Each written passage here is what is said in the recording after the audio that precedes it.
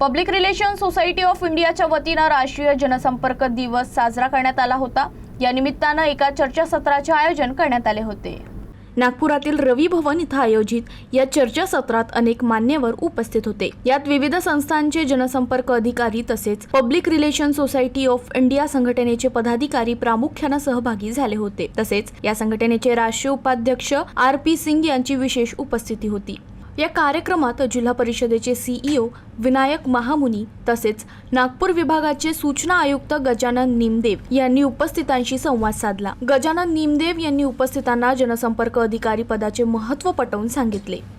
अधिकारी, नेते, पदाधिकारी हे सर्वजण त्यांचं काम आहे की जसं की पदाधिकाऱ्यांचं काम आहे की हे काम करा असं सांगणं, एक्झिक्युटिव्हचं काम आहे की ते काम करणं आणि त्यानंतर PROचं काम आहे की ते काम झालेलं आहे आणि त्या कामाचा जनतेला काय फायदा होत आहे हे जनतेपर्यंत पोहोचवणं हे PROचं काम आहे।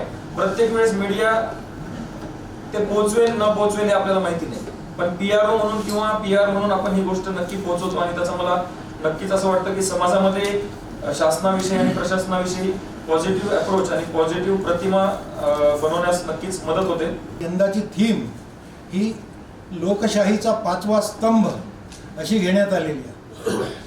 पण मी असं म्हणेन की जनसंपर्क ही जी संकल्पना आहे ही मानवी संस्कृती इतकीच जुनी संकल्पना आहे। जेव्हा लोकशाही सुद्धा अस्तित्वात नव्हती तेव्हा ही जनसंपर्क नावाची संकल्पना अस्तित्वात होती।